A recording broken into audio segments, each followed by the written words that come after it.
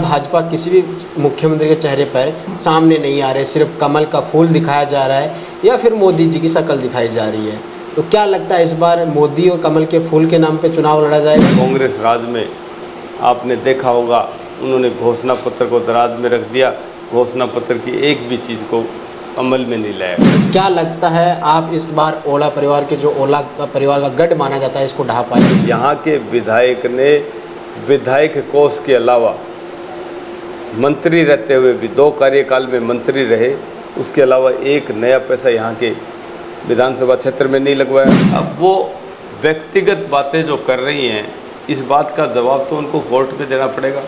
मैं भारतीय जनता पार्टी का, विश्व की सबसे बड़ी पार्टी का प्रत्याशी हूँ, और जिस तरह की अंदरगल बातें उन्होंने की हैं, उन बातों का जवाब मैं उनकी भाषा में भी देना जानता हूँ अच्छी तरह। जिस तरीके का भ्रष्टाचार अब की बार कांग्रेस सरकार में रहा, जिस तरह के मुख्यमंत्री पे आरोप लगे, उनके मंत्रियों पे जैसे जैसे आरोप लगे, तो बदलाव निश्चित तौर पे लाना चाहिए। इन्होंने जिस तरह का कार्यकाल इनका रहा और जनता को लूटने का काम किया, अपनी खुद की कुर्सी की लड़ाइयाँ लड़ते रहे, सरकार होटलों में बैठी रही।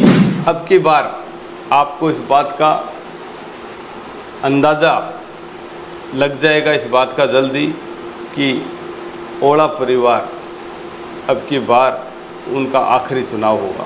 भारतीय जनता पार्टी के प्रत्येक कार्यकर्ता के लिए कमल का फूल और मोदी जी सब कुछ है। पार्टी ने उनको एक बार टिकट दिया और उस टिकट के ऊपर राजस्थान में कम से कम शेखावाटी में सबसे बड़ी हार, लगभग 41,000 वोटों की हार हुई, तो वो टिकट की लाइन में कहीं थे नहीं। नमस्कार, मेरा नाम है अभिषेक जाखड़ और आप देख रहे हैं आरजे टीवी 24। आरजे टीवी 24 की चुनावी यात्रा लगातार जारी है। प्रदेश में चुनावी सरगर्मियां तेज है। आचार संहिता लगने के बाद भाजपा ने 41 प्रत्याशियों की लिस्ट जारी की है। उन्हीं में से एक प्रत्याशी हैं झुंझुनू जिले से बबलू जी चौधरी, जिन्हें निश्चित कुमार के नाम से जानते हैं। आज जानते हैं कि यहाँ पर क्या क्या समस्याएं देखने को मिलती है। ये ओला परिवार का गढ़ रहा है। कई बार भाजपा के प्रत्याशी मैदान में रहे, लेकिन भाजपा यहाँ पर जीत नहीं पाई। ओला परिवार लगातार जीतता आ रहा है। आज जानते हैं यहाँ पे क्या क्या समस्याएं आती हैं। और जो ब्रिजेंद्र जी ओला है वो परिवहन मंत्री भी रहे हैं, तो स्वाभाविक है यहाँ पे सड़कों का जाल भी बिछाएगा। उन सब के बारे में जानने की कोशिश करेंगे। नमस्कार सर, आपका आरजे टीवी 24 पर स्वागत है। सर, सबसे पहले तो मैं यही जानना चाहूँगा कि भाजपा ने 41 प्रत्याशियों की लिस्ट जारी कर दी है। आप पहले बागी होकर चुनाव लड़े थे और अब भाजपा ने आप पर विश्वास जताया, ये कैसे हुआ? मैंने जो 5 वर्ष में यहाँ मैंने जो काम किया, जिस तरह के मैंने प्रदर्शन किए, जनता की आवाज़ उठाई, कार्यकर्ताओं को साथ लेकर जब भी कोई समस्या रही, चाहे बिजली की दरें बढ़ाई गई, अघोषित कटौतियाँ की, तो मैं मेरे झुंझुनू विधानसभा के सारे वोटर्स और उनकी आवाज़ बना। जब फसल का खराबा हुआ, सरसों की फसल खराब हुई पाले से, तो राज्य सरकार ने, यहाँ की सत्ता में बैठी हुई सरकार ने इंश्योरेंस कंपनियों के साथ मिलकर बहुत बड़ा घपला यहाँ किया। केसीसीओं से इंश्योरेंस के प्रीमियम अमाउंट काट लिया गया, और काटने के बाद जब इंश्योरेंस देने की बारी आई तो एक सर्वे की रिपोर्ट पटवार घर में बैठ के बना ली गई। मौके के ऊपर पटवारी नहीं गया, गिरदावर नहीं गया। तो किसानों में इस बात का बहुत बड़ा रोष था कि हमारे खेत में क्रोम कटिंग करके इसका आकलन किया जाए। तो कलेक्ट्रेट के बाहर बहुत बड़ा प्रदर्शन करके हमने जिला कलेक्टर को इस बात के लिए मजबूर किया कि दोबारा गिरदावरियाँ बढ़नी चाहिए, और उसमें एसडीएम मॉनिटरिंग करेगा, तहसीलदार, गिरदावर, पटवारी, सारी टीम मौके पे जाएगी और किसान के हस्ताक्षर करवाएगी जी। इस बात के लिए मजबूर किया।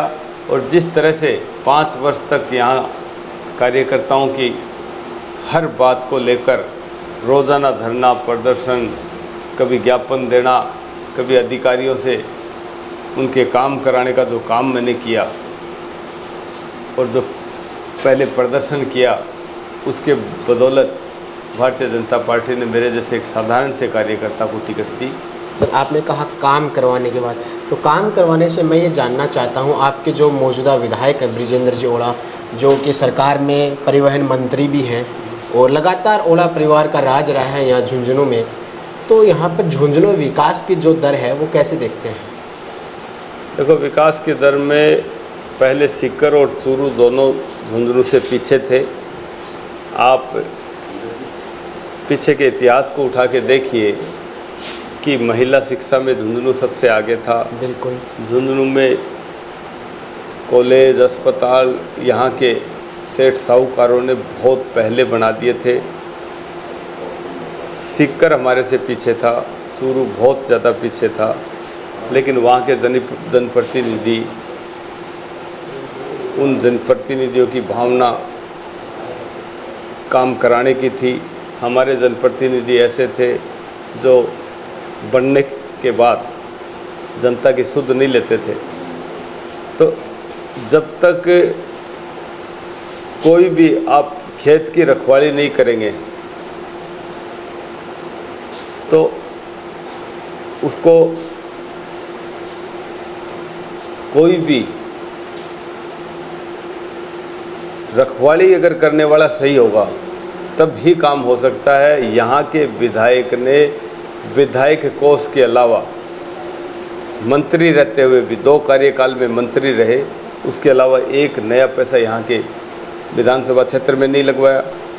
विधानसभा में झुंझुनू की कभी भी आवाज़ नहीं बने, किसी मुद्दे को लेकर विधानसभा में वो नहीं दहाड़े इस बात के लिए कि ये झुंझुनू की मेरी विधानसभा क्षेत्र की मांग है और आपको इसको पूरा करना पड़ेगा, आप भेदभाव कर रहे हैं। आप काम में जिस तरीके से दूसरे ज़िलों में जिस तरीके से विकास हो रहा है उसको देखते हुए झुंझुनू में विकास नहीं हो रहा, लेकिन उनको इन बातों से कोई लेना देना नहीं है। माइनॉरिटी के वोटों के ऊपर चुनाव लड़ते हैं, जनता की सुध लेने की उनको ज़रूरत नहीं है। तो मैं तो ये मानता हूँ कि झुंझुनू धीरे धीरे धीरे धीरे पिछड़ता इन ज़िलों से भी पीछे हो गया। अपने माइनॉरिटी की बात की, लेकिन पिछली बार आप जब बागी होकर चुनाव लड़ रहे थे तब माइनॉरिटी के वोट कुछ आपको भी मिले थे, तो इस बार क्या लगता है कि भाजपा के जो कमल का निशान होता है उस पर माइनॉरिटी के वोट कम पड़ते हैं, लेकिन चेहरा आपका है, तो क्या लगता है कि माइनॉरिटी के वोट पड़ेंगे इस बार? माइनॉरिटी के कुछ नाराज़ वोटर हैं जो ये समझते हैं कि हमारे वोट सिर्फ और सिर्फ कांग्रेस को जाते हैं, उनके काम करने की या उनको संभालने की, उनको जब ज़रूरत पड़े तो उनके कोई काम नहीं आएगा। तो काफ़ी लोग नाराज़ हैं, जो बिल्कुल नाराज़ लोग हैं और जिनके व्यक्तिगत कोई समस्याएं हैं, वो हो सकता है कुछ वोट भारतीय जनता पार्टी को या मेरे हिसाब से पार्टी के सिंबल पे डाल देंगे।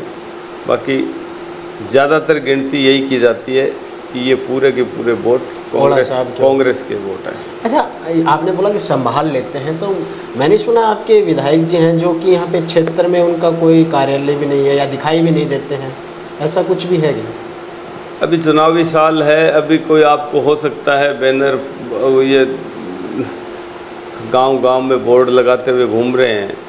अभी आचार संहिता लगने के बाद में भी मेरे पास वीडियो रिकॉर्डिंग है, सुल्ताना में बोर्ड लगा के गए हैं। तो आप पत्थरों पे नाम छपवा के एक ही परिवार के नाम छपवाते हैं, एक तरफ बृजेंद्र जी ओला, उसके बाद उनकी पत्नी का नाम, फिर बेटे अमित ओला का नाम। एक परिवार के अगर एक ही पत्थर पे 3-3 नाम लिखाए जाते हैं तो उनको इस बात का शौक़ है कि आखिरी वर्ष, जब चुनाव का आखिरी वर्ष आता है तो वो 5 साल पुराने काम का भी उद्घाटन कर देते हैं। मैंने जिला कलेक्टर साहब को इस बात की शिकायत की कि जो रोड बनकर 2 साल हो गए, इख्तारपुरा से वृंदावन होती हुई एक नदी में से एक सड़क डली है, उस सड़क के मेरे पास फोटोग्राफ से मैंने जिला कलेक्टर को अवगत कराया कि 2 वर्ष पूर्व जिस सड़क को बनाकर यातायात चालू हो गया, उस सड़क का उद्घाटन कर रहे हैं। तो वो आखिरी वर्ष में ये दिखाना चाहते हैं कि मैंने ये विकास किया, ये काम किया, ये किया। कुछ केंद्र की योजनाएं जो केंद्र का रुपया लगा हुआ है, उनका उद्घाटन एमपी की उपस्थिति के बिना उद्घाटन नहीं हो सकता। ऐसी भी मैं बहुत सी आपको सड़कें, ऐसे काम बता सकता हूँ जिनमें यहाँ के सांसद को भी नहीं बुलाया गया, सांसद का नाम नहीं मिलेगा आपको, उस पट्टिका पे नाम भी नहीं मिलेगा। वो अपनी पट्टिका लगाते हैं और जनता को भ्रमित करने का प्रयास करते हैं। अच्छा, आप भी यूथ हैं और भाजपा गुजरात इलेक्शन के अंदर भी यूथ को मौका दे रही थी, और लेकिन राजस्थान की बात करें तो हाल ही में कांग्रेस की जो 5 साल का कार्यकाल है उसमें पेपर लीक हुए और युवाओं को रोजगार देने की बात की गई, तो इसको लेकर आप क्या कहना चाहते हैं? मैं तो ये कहना चाहता हूँ कि भारतीय जनता पार्टी एक ऐसी पार्टी है जो अपने मैनिफेस्टो पे और अपने घोषणा पत्र के ऊपर काम करती है। कांग्रेस ने जो घोषणाएं की, भले ही किसान का कर्जा माफ़ करने की बात राहुल गांधी जी ने की, आपने देखा होगा बेरोजगारों को भत्ता देने की बात उन्होंने मैनिफेस्टो में की, और बिजली की दरें नहीं बढ़ाने की बात उन्होंने की। जितने भी वादे किए, उन वादों पे उनकी नज़र नहीं है। भारतीय जनता पार्टी सुझाव ले रही है पूरे राजस्थान के वोटर्स से। एक रथ के माध्यम से 51 रथ रवाना किए, और वो 51 के 51 रथ 200 के 200 विधानसभा क्षेत्रों में घूम रहे हैं। युवाओं की, हर आम आदमी की राय ली जाती है कि हमें किन मुद्दों पे जन घोषणा पत्र बनाना, कौन कौन सी ऐसी काम है जिनके ऊपर जन घोषणा पत्र बनाया जाए, और जनता की सारी समस्याओं को जानने का प्रयास प्रत्येक गांव ढाणी में जाकर करने का प्रयास करती है। लेकिन कांग्रेस राज में आपने देखा होगा, उन्होंने घोषणा पत्र को दराज में रख दिया। घोषणा पत्र की एक भी चीज़ को अमल में नहीं लाया गया। जी, आप घोषणा पत्र की बात कर रहे हैं, लेकिन पिछली बार मुख्यमंत्री का चेहरा भी सामने था कि वसुंधरा राजे जी मुख्यमंत्री होंगी, लेकिन इस बार भाजपा किसी भी मुख्यमंत्री के चेहरे पर सामने नहीं आ रहे, सिर्फ कमल का फूल दिखाया जा रहा है या फिर मोदी जी की शक्ल दिखाई जा रही है। तो क्या लगता है, इस बार मोदी और कमल के फूल के नाम पे चुनाव लड़ा जाएगा या फिर कोई मुख्यमंत्री का चेहरा भी सामने होगा? भारतीय जनता पार्टी के प्रत्येक कार्यकर्ता के लिए कमल का फूल और मोदी जी सब कुछ हैं। सारी की सारी बातें इंटरनल, इस बात का पार्टी अंदरूनी निर्णय लेती है कि उसको योजना क्या बनानी है। कई स्टेटों में, सिर्फ राजस्थान में नहीं, कई स्टेटों में भारतीय जनता पार्टी ने चुनाव लड़ा है और इसमें कोई सीएम का चेहरा नहीं दिखाया। चेहरा सिर्फ विकास है और हमारे नरेंद्र मोदी जी प्रधानमंत्री जी। जी, झुंझुनू की बात करते हैं अपन। झुंझुनू में आप पिछली बार निर्दलीय चुनाव लड़ रहे थे, तब भाजपा ने जिस प्रत्याशी को टिकट दिया था वो इस बार बागी होकर निर्दलीय मैदान में आ गए। क्या लगता है आपको, क्या चुनावी समीकरण होने वाले हैं? अब वो बागी होकर चुनाव लड़े नहीं लड़े, ये उनके इंटरनल, उनके खुद की सोच है, और जैसा भी अगले निर्णय करेंगे वो उनका व्यक्तिगत निर्णय है। पार्टी ने उनको एक बार टिकट दिया और उस टिकट के ऊपर राजस्थान में कम से कम शेखावाटी में सबसे बड़ी हार, लगभग 41,000 वोटों की हार हुई। तो वो टिकट की लाइन में कहीं थे नहीं। अब वो अगर निर्दलीय प्रत्याशी बनना चाहें तो वो निर्दलीय प्रत्याशी बन जाएंगे, और अगर पार्टी लाइन्स की बात करेंगे, पार्टी से कोई भी समन्वय बैठाएंगे तो पार्टी अपना समन्वय बैठाएगी। अभी उन्होंने एक जनसंवाद का कार्यक्रम भी रखा, उनमें आप पर उन्होंने कई टिप्पणियां की, कई गंभीर आरोप लगाए। उन आरोपों के बारे में क्या कहना है फिर आप? अब आरोप लगाना और ये करना, तो जब आदमी फ्रस्ट्रेट हो जाता है, उसको कोई भी जिस तरीके के उन्होंने आरोप लगाए, मैंने हालांकि देखा नहीं, लेकिन मैंने जिस तरीके की बात सुनी है, किसी भी आदमी के, देश के प्रधानमंत्री जी के भी मुकदमे लगे, लेकिन जब तक कोर्ट चालान नहीं करे या कोर्ट किसी को क्लीन चिट दे देती है, उसके बाद में आदमी मुलजिम नहीं रहता है। मेरे एक भी आरोप, अगर वो जो भी कुछ बातें बोल रहे हैं, मेरे कोई भी मामला पेंडिंग नहीं, न कोर्ट में मेरे कोई भी आज तक कोई मुकदमा रजिस्टर्ड हुआ तो उसका निस्तारण हो चुका, क्लीन चिट मुझे कोर्ट ने दी। उसके बावजूद अगर वो इस तरह की बातें कर रहे हैं, बात उनको विकास की करनी चाहिए, बात उनको ये करना चाहिए कि उनके कोई जातिगत समीकरण फेवर के हों, उनके यहाँ झुंझुनू विधानसभा के वासिंदे हों, या उनका पहले का जो प्रदर्शन है वो प्रदर्शन देखा जाता है, टिकटें वितरण उनके ऊपर की जाती हैं। अब वो व्यक्तिगत बातें जो कर रही हैं, इस बात का जवाब तो उनको कोर्ट में देना पड़ेगा। मैं भारतीय जनता पार्टी का, विश्व की सबसे बड़ी पार्टी का प्रत्याशी हूँ, और जिस तरह की अनर्गल बातें उन्होंने की हैं, उन बातों का जवाब मैं उनकी भाषा में भी देना जानता हूँ अच्छी तरह। लेकिन ये पार्टी का और हमारा निर्णय है कि हम कोर्ट के माध्यम से और अनुशासन में रहते हुए कोर्ट ऑफ कंटेम्प्ट उनके ऊपर किया जाएगा, और उनका जवाब कोर्ट में उनको देना पड़ेगा। कहने का मतलब ये है कि मनाने की कोशिश नहीं की जाएगी इस बार? अब मनाने की पार्टी लेवल पे बात जो भी उनकी हो रही है, वो काम पार्टी का है। पार्टी के स्तर पे वो कोई भी बात करना चाहें, कोई भी मान सम्मान की कोई बात करना चाहें, या उनको जो भी, ये घर के अंदर की लड़ाई है, इस लड़ाई को बाहर नहीं लाना चाहिए। अगर मान लीजिए जो भी कोई उनकी शिकायतें वो पार्टी कार्यालय में दर्ज करवा सकते हैं, अपनी उनकी कोई बात है वो बात लिखित में दे सकते हैं। लेकिन इस तरह की जो बातें वो जो भी उन्होंने की है, वो बौखलाहट है सिर्फ। अगर मान लीजिए पार्टी उनको मना ले ली तो आप एक जम पे खड़े होंगे ज़रूर साथ में? अब पार्टी अगर मनाती तो मुझे कोई एतराज़ नहीं इस बात से। जी, एक चीज़ और जानना चाहता हूँ, क्या लगता है आप इस बार ओला परिवार के, जो ओला का परिवार का गढ़ माना जाता है, इसको ढा पाएंगे? झुंझुनू विधानसभा के वोटर्स बदलाव चाहते हैं, और वो चाहते हैं कि झुंझुनू का विकास हो, और वो जिस आदमी की कार्यशैली देखकर ऊब चुके, अब की बार आपको इस बात का अंदाज़ा लग जाएगा, इस बात का जल्दी, कि ओला परिवार अब की बार उनका आखिरी चुनाव होगा। जी, मैं एक चीज़ और जानना चाहता हूं कि आपकी झुंझुनू विधानसभा क्षेत्र में एजेंडे क्या रहने वाले हैं? एजेंडा विकास का ही एजेंडा सबसे बड़ा एजेंडा रहेगा। काटली नदी जिसमें अतिक्रमण हो गए, जगह जगह कैचमेंट एरिया में लोगों ने डैम बना लिए, अतिक्रमण कर लिया। मेरी सबसे बड़ी प्राथमिकता काटली नदी वापस आए तो ये जीवन रेखा है।